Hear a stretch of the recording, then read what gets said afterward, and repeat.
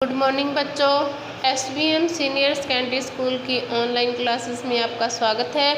कक्षा 7 हमारा second lesson चल रहा था, नए राजा और उनके राज्य। ठीक है, इसमें हमने कुछ पढ़ लिया था कि नए नए राजाओं का उदय कैसे हुआ। ठीक है, तो आगे है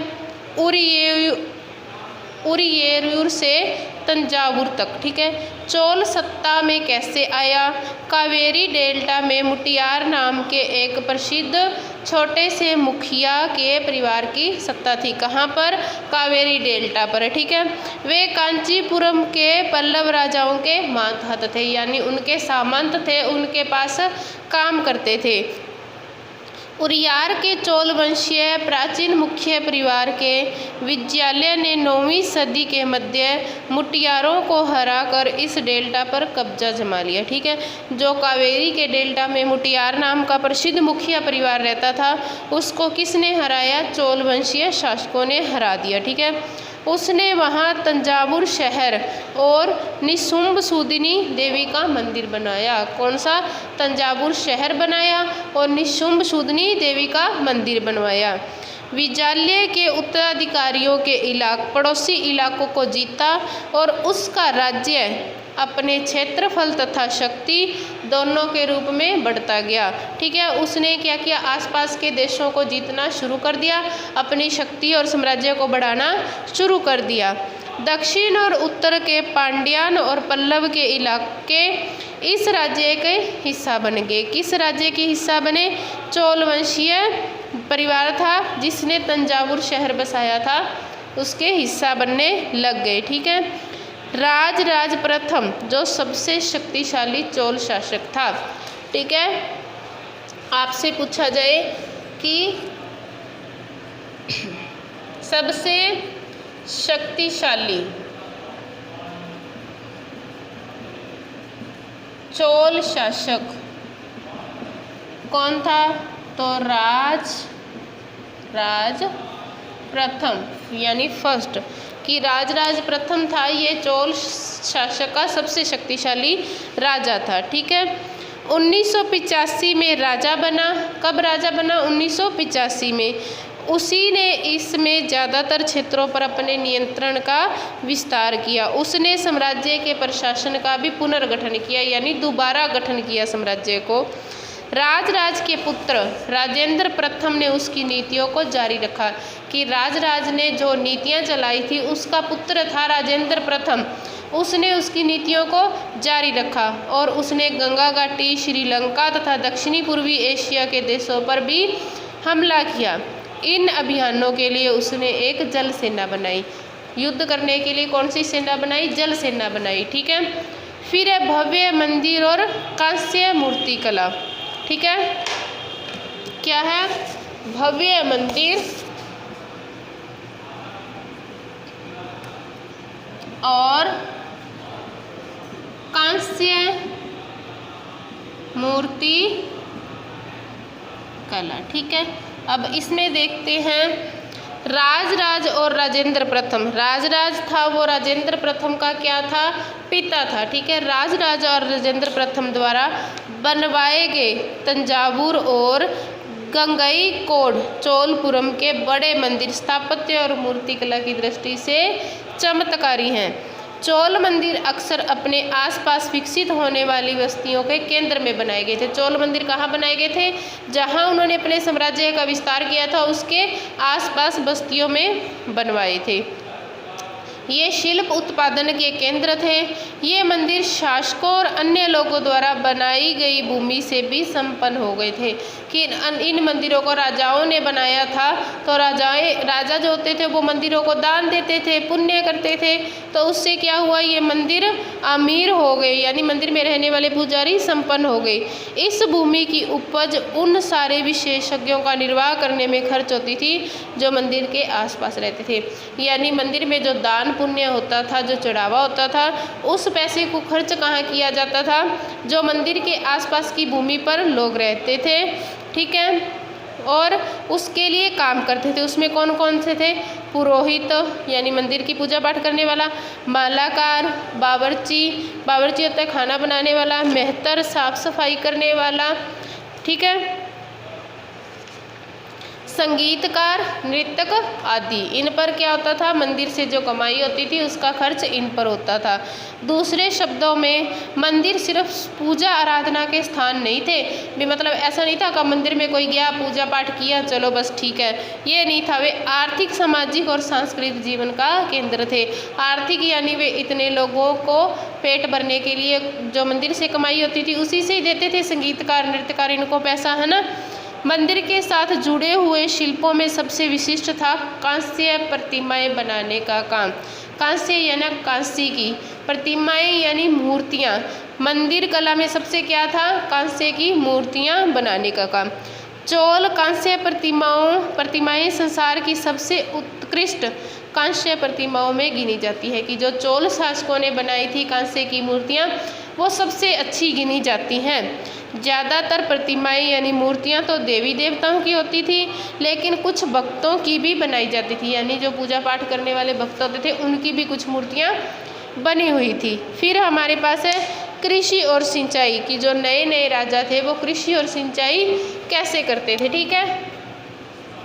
कृषि और सिंचाई। अब मूर्तिकला में तो हमने देख लिया कि सबसे ज़्यादा किसकी मूर्ति बनती थी, कांस्य की मूर्तियाँ बनती थी। चोल शासक जो थे वो कांस्य की मूर्तियाँ ज़्यादा बनाते थे, देवी देवताओं की भी और भक्तों की भी। अब कृषि और सिंचाई के बारे में जानते हैं।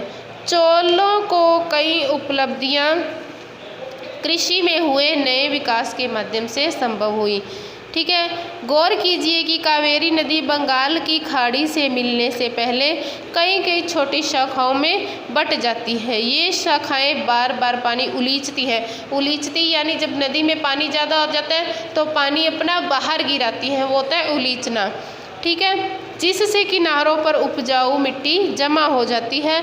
शाखाओं का पानी कृषि, विशेषतः चावल की खेती के लिए आर्द्रता भी मुहैया कराता है, कि जो ये नदी का पानी बाहर गिरता था उससे उपजाऊ भूमि बन जाती थी, ठीक है। तो इससे हम कृषि कर सकते थे। और ज़्यादा किसकी, चावल की। आपने देखा है ना कि चावल लगाते हैं तो वो लोग पानी में लगाते हैं, पानी जाता था। चावल की खेती के लिए पानी ज़्यादा ज़रूरी होता था, ठीक है।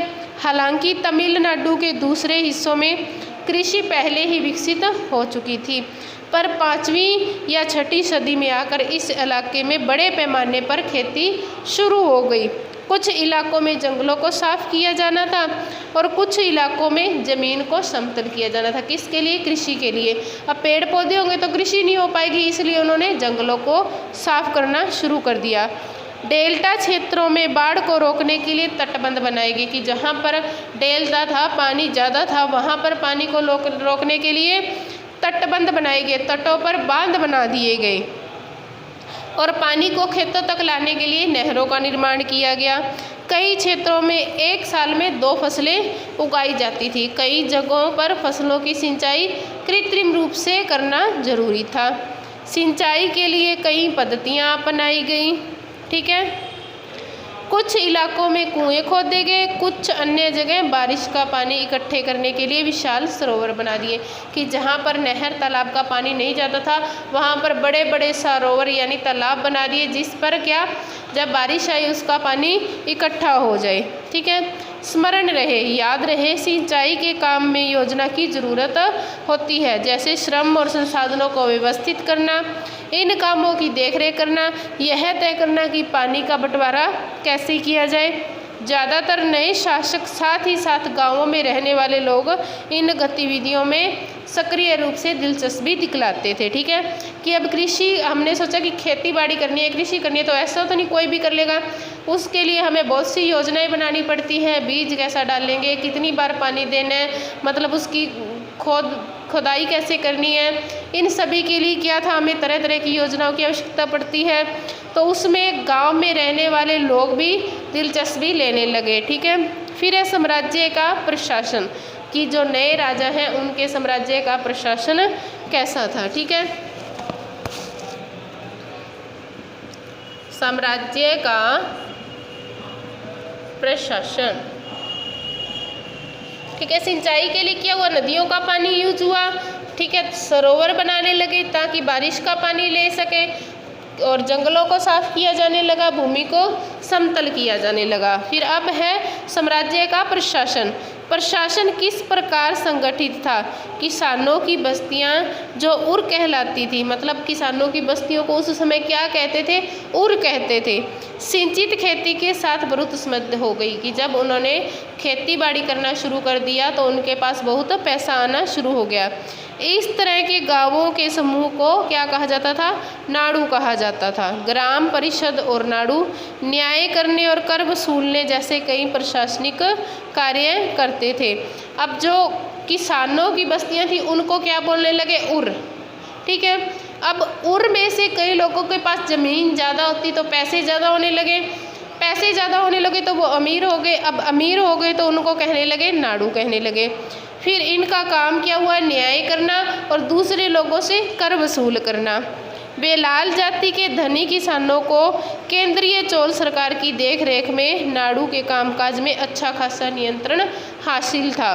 ठीक है, उनमें से कई धनी भूस्वामियों को चोल राजाओं ने समान रूप में मुवेद बेलन, क्या उपाधि दे रखी थी? मुवेद बेलन की। अब उसका अर्थ क्या होता है? कि 3 राजाओं को अपनी सेवा प्रदान करने वाला किसान, कि ऐसा किसान जो बहुत अमीर है, वो 1 नहीं 2 नहीं 3 राजाओं के पास काम करता है, उसको क्या कहने लगे? मुवेद बेलन। अरियार जैसी उपाधियां, अरियार होता है प्रधान, किसी भी चीज़ का उसको प्रधान बना देना। ठीक है, उन्हें केंद्र में महत्वपूर्ण राजकीय पद सौंपे गए। जो अमीर लोग थे, अमीर किसान थे, उनको राजा ने अपने पास बड़े बड़े पदों पर रख लिया। हमने देखा कि ब्राह्मणों को समय समय पर भूमि अनुदान या ब्रह्मदेय प्राप्त होता था। अब जो ब्राह्मण होते थे, पंडित होते थे, किसी राजा का राज्याभिषेक करते तो उसे भूमि में दान में दे देता राजा।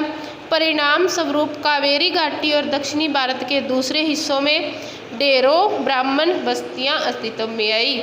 मतलब जब राजा उनको भूमि दे देते तो वहाँ पर वो ब्राह्मण बसने लग जाते, तो क्या हुआ? धीरे धीरे ब्राह्मणों की बस्तियां बढ़ने लगी।